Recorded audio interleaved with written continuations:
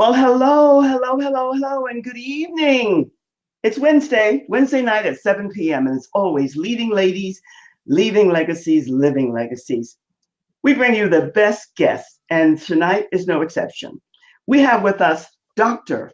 Her name is Sonja Jackson, only she prefers to be called Sonny, which sometimes, at least for a while there, maybe annoyed her parents. But Sunny is all about marketing and so much more. Her background is beyond fascinating, intriguing, and exciting. I want to read a little bit of something that she sent to me before we bring her over and say hello and welcome.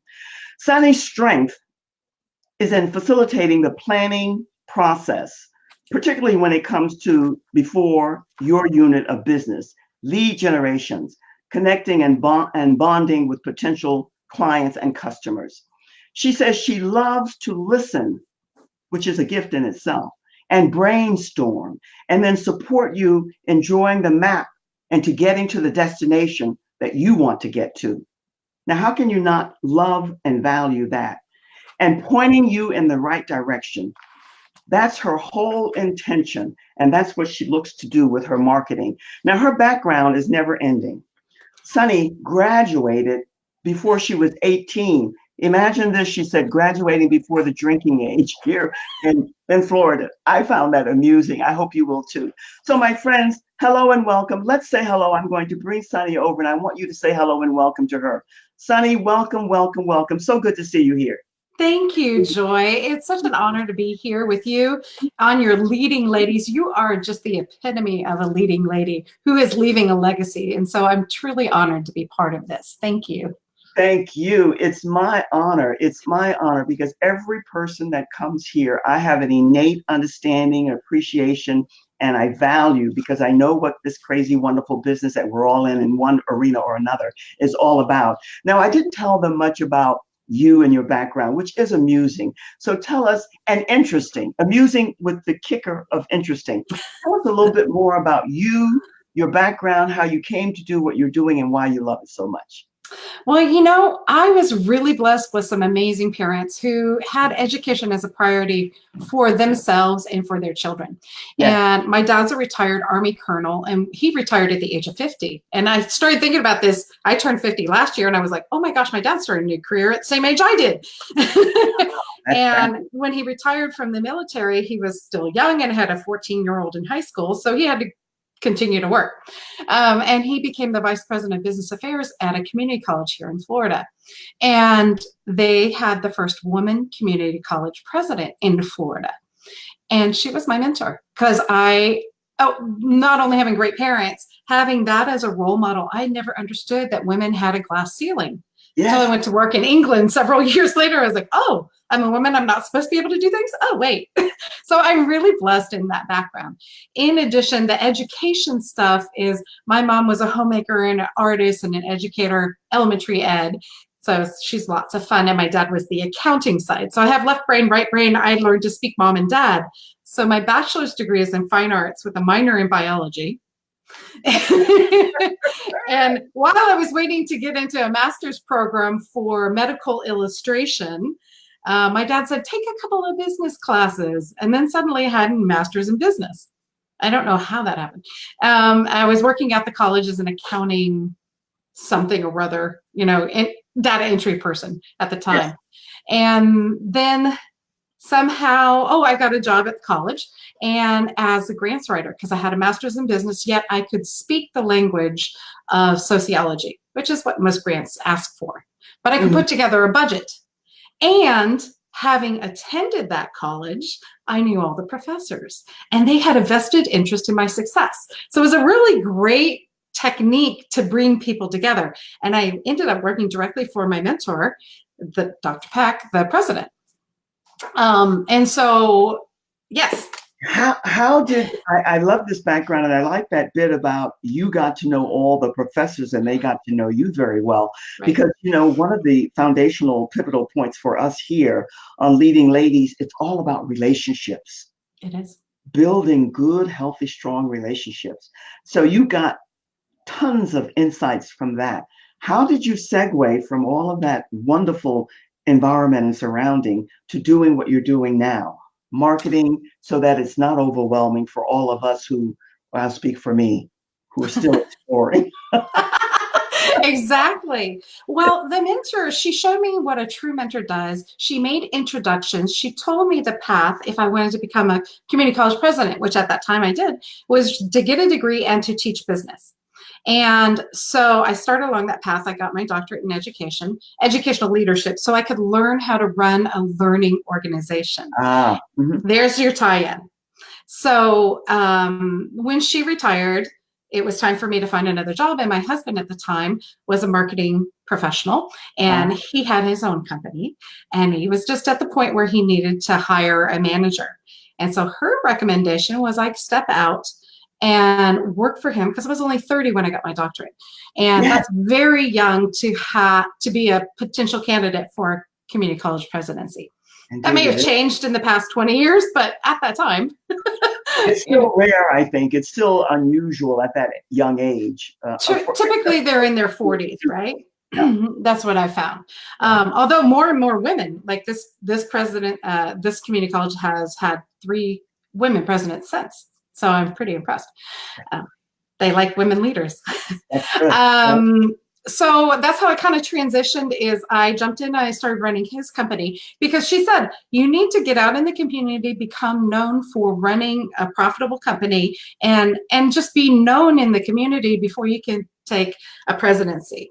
Because any presidency is about fundraising, and it's about being able to manage funds and have community relationships and do things for the community. And so that's where I kind of got my mindset.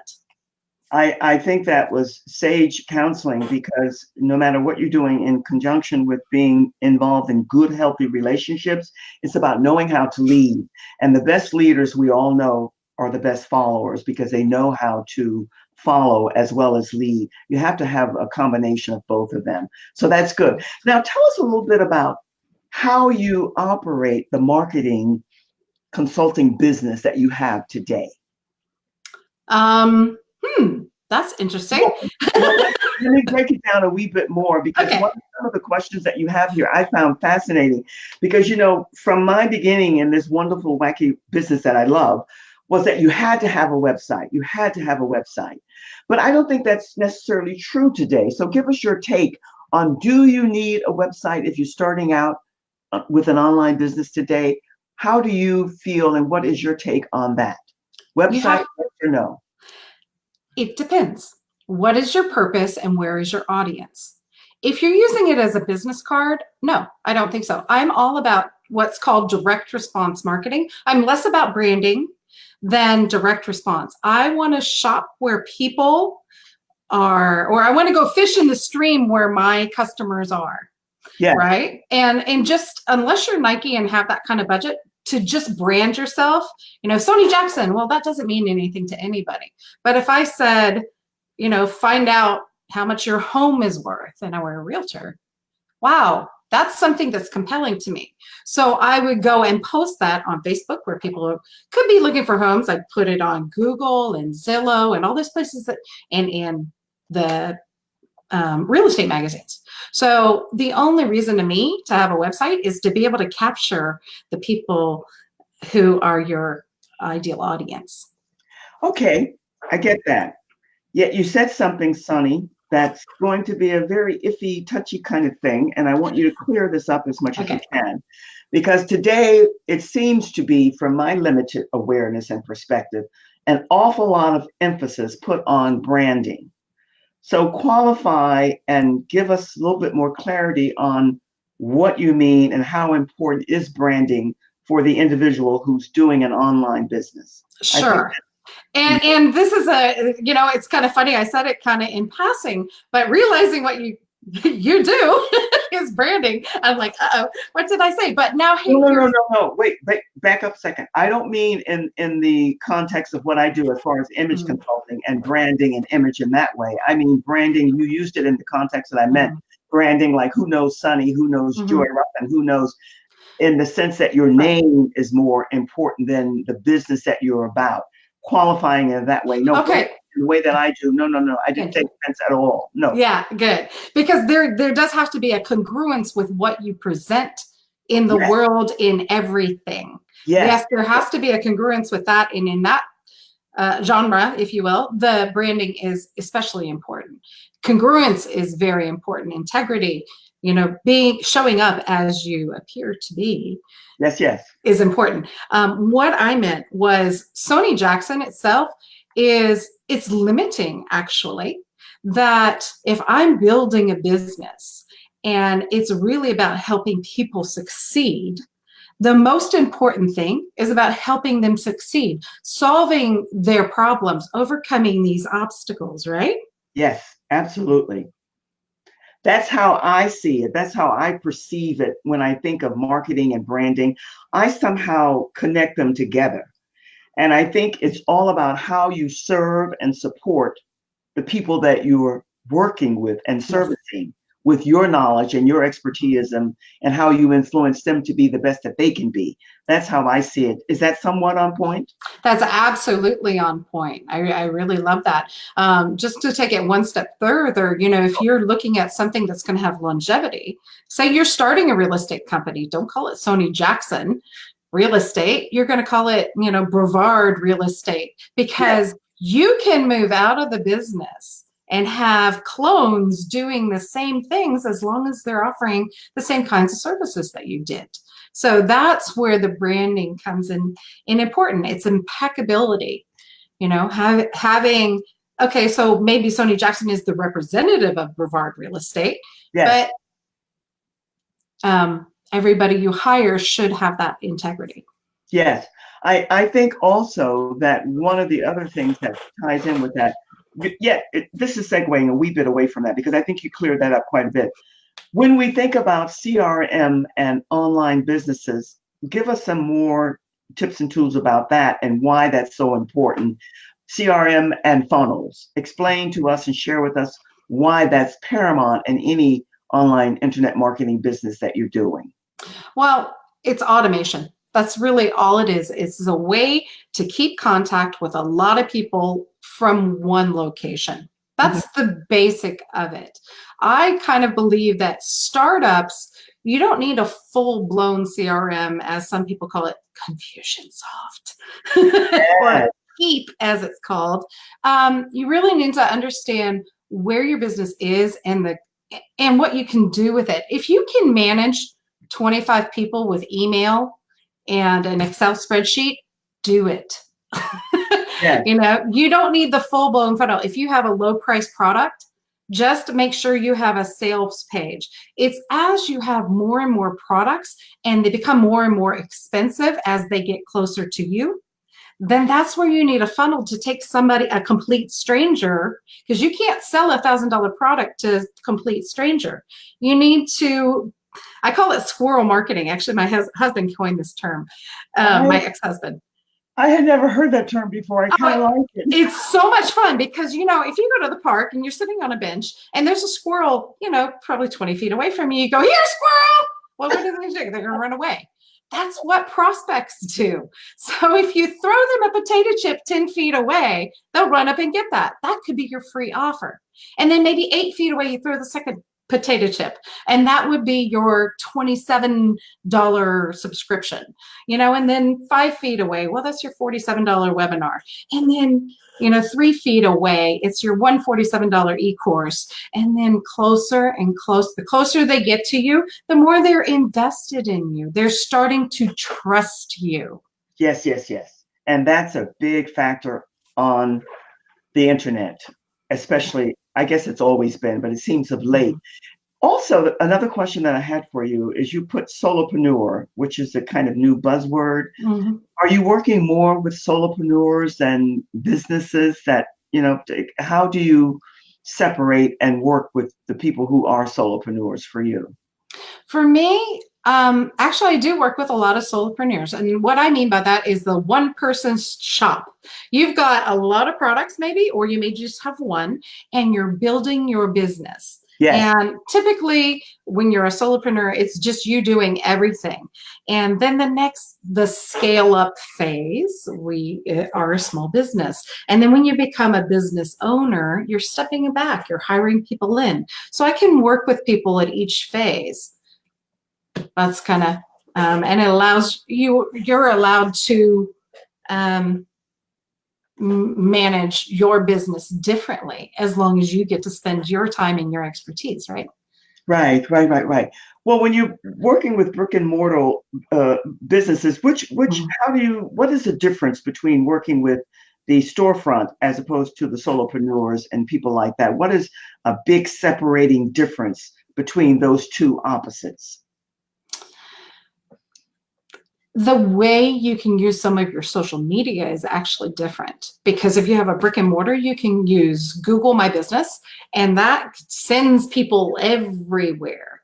In terms of follow-up, it's more of what are you using when you're in the store or driving people to a store versus the whole online. When you have a different kind of relationship building process when you're offline versus online. Whole different process. Well, it's not fair to ask you which do you prefer working with, because I would, and assuming can be deadly, but are you working more with entrepreneurial men and women as opposed to the brick and mortar stores or storefront type of operations, businesses, smaller? Yeah, I actually do. I consider it my sweet spot are coaches and consultants, because these are the people I know and I love. I love ideas. I love hearing ideas and getting them out there in the world. And I'm, lucky to be in a position to choose. If I like a message, I can go after it, and that's my passion comes out and I get excited and I spend all this time on it. That's what happens. The brick and mortar, yeah, sometimes I like a store. I like to refer them, but For sure. I don't get quite as excited about products versus services. Well, that's why when I read what you sent to me, and I love this, how you love listening and helping people to facilitate and bring to the forefront what they're dreaming and what they want to implement, it resonated, because I think that any business, when you're able to do that, to help people bring forth their vision, their dreams, that in itself is a gift. Now, I think you mentioned that you came into the marketing aspect of this business because of your ex-husband. Yes. So obviously there was something about it that really resonated with you and you fell in love with. How did you just know at a certain point that this was where you wanted to focus all of your energies in meeting and supporting and helping other people to market their businesses?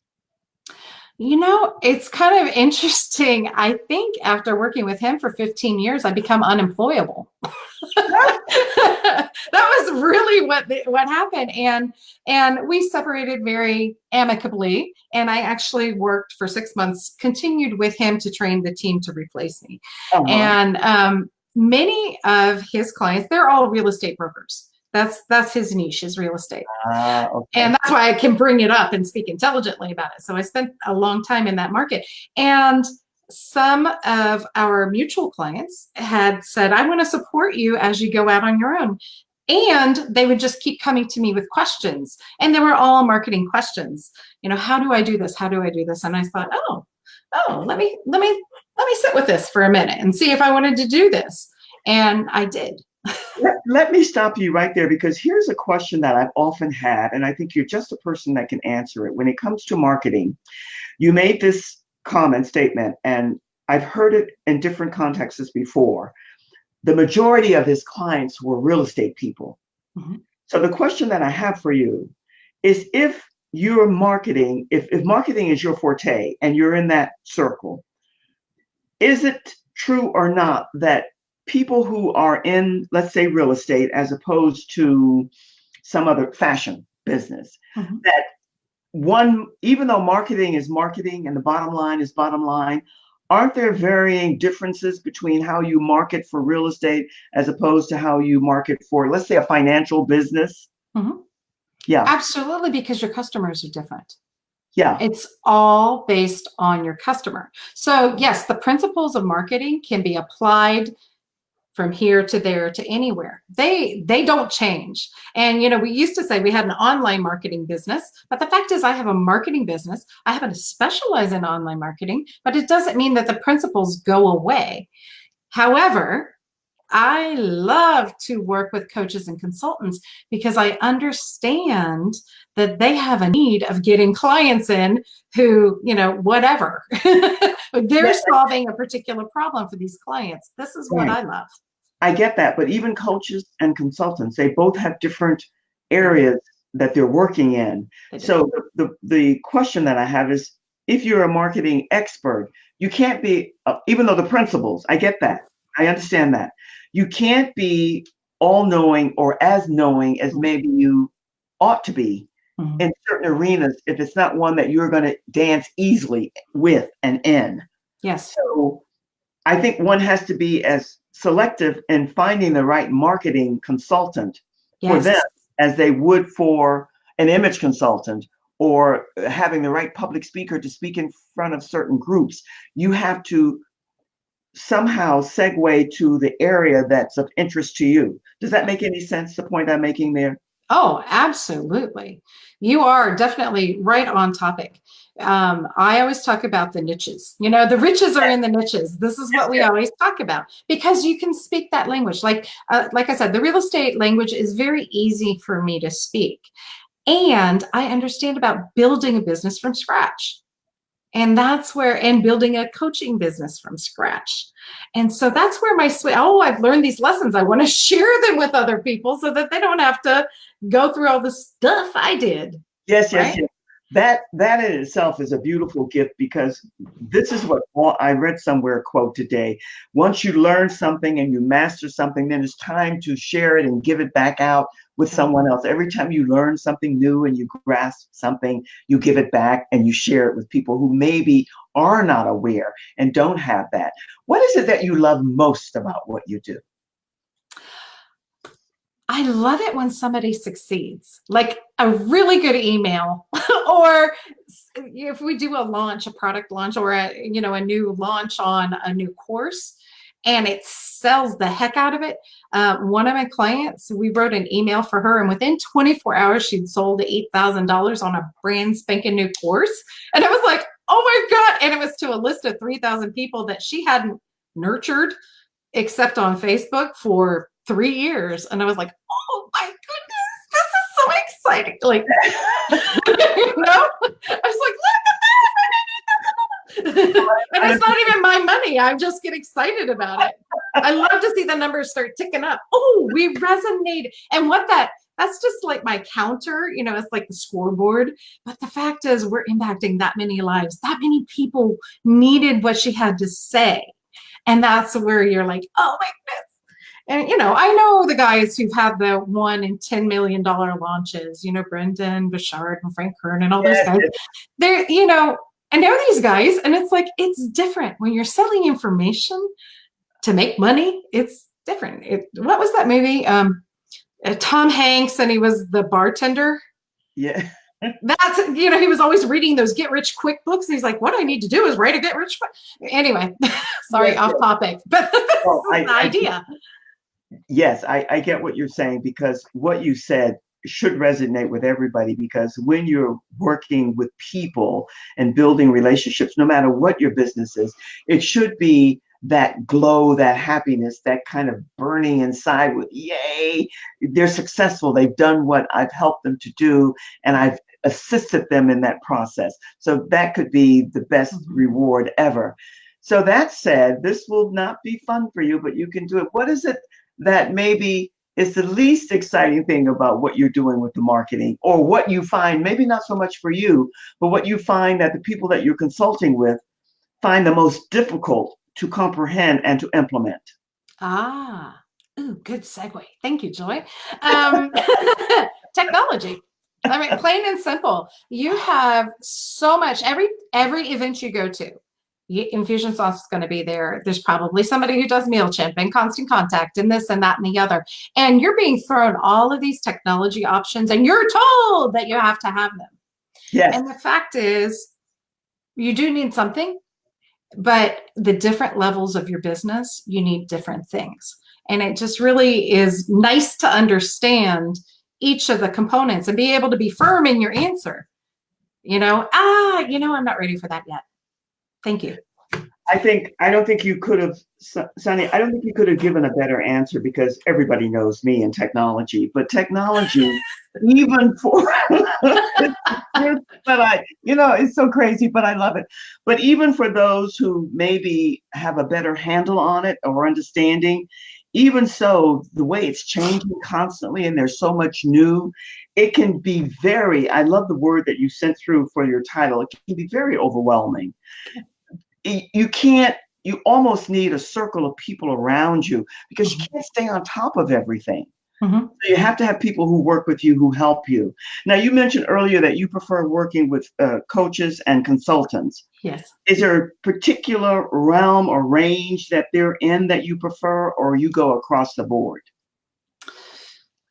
Yeah, I'm pretty much across the board. If somebody has a good idea, I like to support it. I have a sensuality coach who's one of my clients. I have the Restyle Junkie, and she does cabinet painting and teaches cabinet painting. There's just a variety. As long as I love your idea, I want to work with you. Yeah. Well, I think that's kind of it. nothing is more important than that, because all of us know, even those who have the vision, the mission, and the dream, that the implementation of that is where you need other people to come in and help you and support you with that. And if that's a strong suit for you, then I can see why you would be over the moon with the success that the client that you had that you were working with. Yes. And that said, how do you market for you to bring people to you? Doing interviews, speaking engagements. I use a lot of networking and a lot of alliances. Mine is all relationship marketing.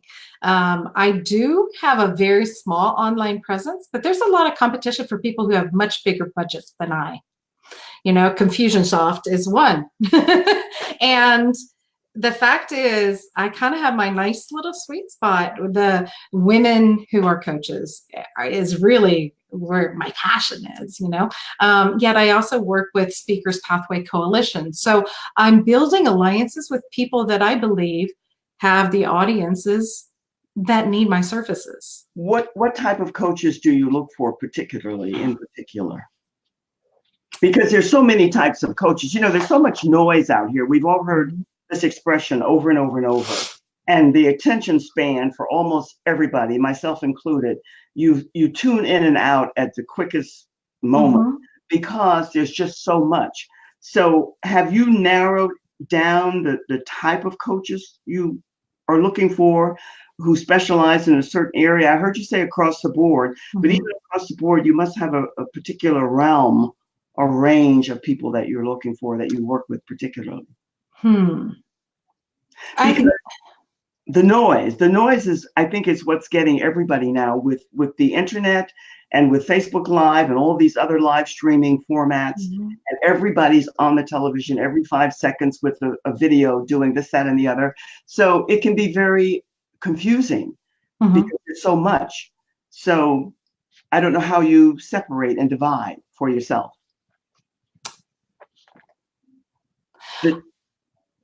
The type of coach and consultant that you prefer. I suppose that's hard to answer, right? It is, because I like to hear their idea. Here's the real thing that is the make or break for me, whether I'll work with you, is if you have an idea of where you actually want your business to go. Ah, wonderful. Hi, Brilliant. Diana. Yes, Diana's here. Hello. Yeah. I tell you, you couldn't have answered that in a better way, because that answer covers everything, because that's what people want to hear. Right? And that you want to work with them and you want to help them implement and get off the drawing table their vision, their dream. And that in itself is a brilliant gift. How do you have a strategy, an outline of how you work with people? When they come to you, they reveal to you what it is they're looking for and what they want, and then you give them, how do you go about it, as much as you can share with us now? Typically it is an interview process, and just ask what their goals are. If they have already already have products and services. If they want to develop them, that's a different conversation, because packaging is really important. And getting a book out of somebody, I will use my team for that. That was the answer more or less that I wanted to hear because of this. A lot of people now are doing, and my question to you, webinars, 24/7 webinars, continuous. Mm-hmm. Is that something that you do with your marketing in your training program, consulting program? I don't teach it. I will help you package the marketing around it. Okay. Got it. Wonderful. So leading people into it, how do you get people there? Mm-hmm. But there are, as you know, technology is really complicated, and there's so many specialties. I used to be on top of it. I was one of the first advertisers with Google AdWords. I was advertising pay-per-click before Google had a pay-per-click option. I was using what is now Bing, but it went through several permutations. It was GoTo. It was something before GoTo. I forget what it was. It had a weird name. Interesting that you mentioned Google, because none of us, a few of us, I should say, we don't know what's going on with Google. Mm-hmm. Google is just changing all the time. It's a crazy kind of animal. Listen, one of the things that you said to me, and I did make note of it, share with the audience what you want to invite them to partake in and something that you want to leave them with, because those who will come for the replay, I'm going to put on here your email so that they can get to you if they want. I think you said you wanted to do some type of an assessment for them. A technology audit, and I just put it in the team chat. I don't know if you can share that somewhere. My offer is a technology audit. We'll spend 15 minutes together. When you click on that link, it'll go to a page and ask you, what are you using? And what I'll do is I'll say, okay, you've signed up for 3 CRMs. Why are you doing that? And you'll say, I don't know what they do. Somebody told me it was a good idea.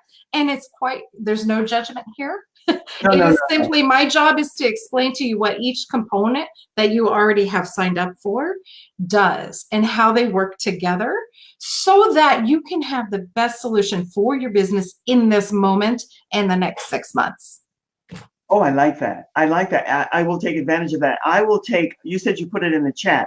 I will find that and I will make sure that goes up on the broadcast too, in the notes here, so that those who come after the fact for the replay, and we all know that the majority of people come for the replay because we all do things when we can find and make the time for it. So I'll put that in. And what this is you will ask them, it's like a form study that they're going to get, and they just fill it out and then send it through to you, and you will get in touch with them and give them some positive, good feedback that will be helpful to them. Yes. Well, I think that's Stucky. I think that's terrific. Now, my love, is there anything that I didn't ask you that you want to share with us? Is there anything that maybe is something you have coming up that's on the horizon, or something you're anticipating doing that you want to share with us before we say so long for now? Anything at all? Or are you talking about the March 1st thing?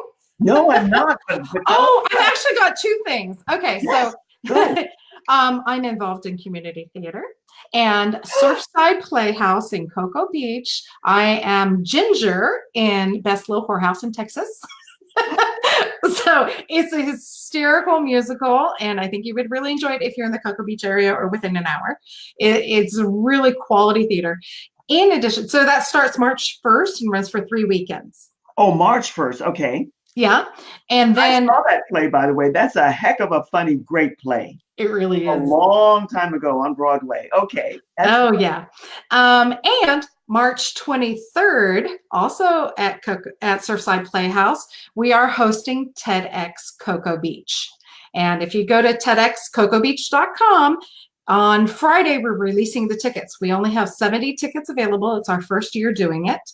And we have a lineup of 7 or 8 speakers that are just amazing.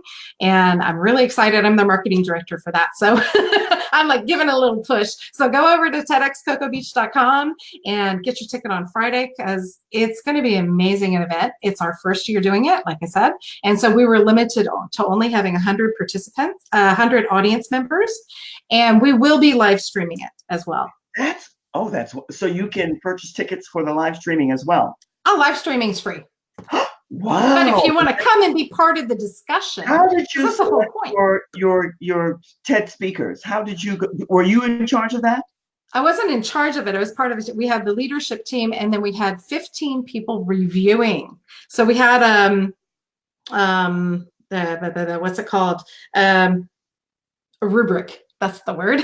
A rubric that we use. It was based on TEDx requirements, and there has to be an aha moment. It has to be something we're choosing something social. So it's kind of anything that will impact our community, and that could be the worldwide community as well as our Brevard, because I'm here in Brevard County community. And so we went through this criteria, and we had that, and then we did a 2-minute interview with every single candidate that we had, and so everybody who reviewed it went through the rubric and then watched the video and then gave us their feedback, and then we took it and we looked at the highest scores, and actually a couple of our Women's Prosperity Network members, at least one of them is one of our speakers, Deborah. Oh, I love that. I love that. You know, we love our WP women. The Women's Prosperity Networking is one of the best groups out here, and I am always singing praises for them, as most of the others in the group are as well. Sonny, the time flies. It does.